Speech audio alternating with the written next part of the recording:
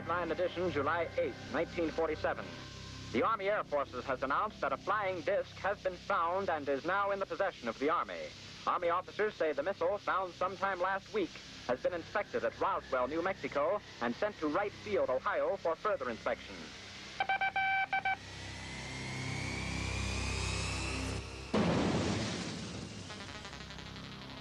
I was called to headquarters, was given copies of a press release which stated in essence that we had in our possession a flying disc.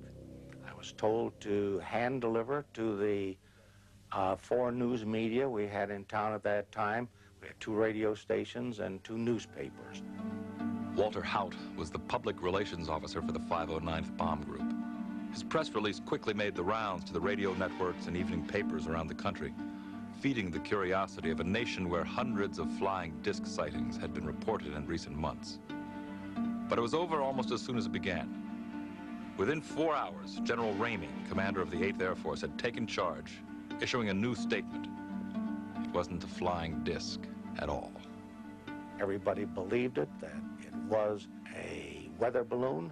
The way it was handled, it was a real slick way to say, yes, we've got a flying saucer, and then have a general who is much more knowledgeable, naturally, say, no, that was a new type of weather balloon.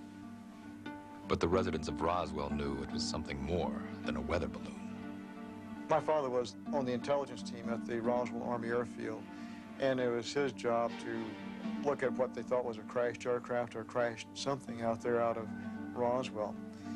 When he came in, he was very excited. He woke my mother and myself up at must have been 1 or 2 o'clock in the morning, and he wanted us to see what he was bringing in from the field.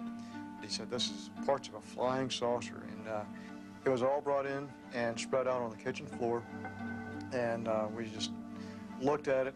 You know, I picked up this particular I-beam and held it up to my upper left to look at it with the kitchen light reflecting on the inner surface. And that's when I saw the writing, or the symbols of some sort. I thought at first, this is hieroglyphics, or some kind of writing like that. It certainly looked alien to me. This film footage purportedly shows the actual crash debris, carefully cataloged and placed on display. It is shown here for the first time anywhere. The debris in the film was somewhat different than the debris that I saw on the kitchen floor. Certainly the symbols on the so-called I-beam were much larger. The size of the beams are certainly different. The one I saw was probably greatest 3/8 of an inch in cross-sectional diameter, 12 to 18 inches long. The beam in the film certainly was much larger than this, several inches in cross-sectional diameter.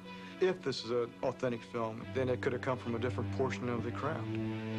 Actually, the material that I saw almost resembled something that could have been blown out through the side of the craft, like there was an in-flight explosion just spreading debris or blowing debris out of the side of the craft. Even more intriguing than the I-beams with the cryptic symbols is the metal fixture, obviously designed for some being with 6 fingers on each hand. You wonder if that might not have been some sort of control mechanism, that they put their hands in the grooves that are made for that, and maybe there's some way they can control the craft just by thought transference, by thinking about something with the hands in contact with this plate, that maybe it's some very unusual, very weird control mechanism. While researching a book on the incident, author Kevin Randall discovered that more people had handled the crash debris than anyone had ever suspected. I think at last count, I had spoken to around 4 dozen people who handled various aspects of the debris. The most dramatic is the foil-like material that you could wad up in a ball and let it go and it would unfold itself. They tried to burn it and they couldn't burn it. It wouldn't catch on fire, and they took out their pocket knives and they tried to cut it, and they couldn't cut it. Frankie Rowe had watched as her father, the Roswell fire captain, and his crew played with a piece of the strange metal. I guess they all had their chance to play with it for a while, and it was laying on the table, so I reached over and picked it up. And I played for it probably about 5 minutes. When you would wad it up in your hand, you couldn't feel it in your hand. You couldn't feel you had anything there. And it would go to a size that was so small that you'd have to look to see if it was still in your hand. And then when you drop it, it spread out all over the table. I sincerely believe we had the crash of something from outer space, because we still don't have materials that compare with the descriptions I've gotten of the material that was picked up out on the ranch and brought into town. If there was any doubt that a flying saucer had crashed, Frankie Rowe's father, one of the first at the crash site, had seen the most convincing proof of all. Living proof.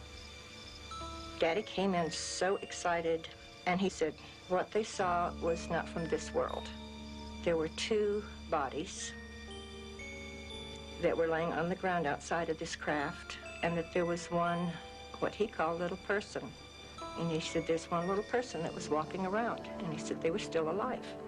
And he said that the other two were dead, and that this one that was alive was very sad. My dad would not have gotten excited over a weather balloon. He was not easily excitable. And this is the most thrilled I'd ever seen him in my life. He thought that was the most fantastic thing in the world.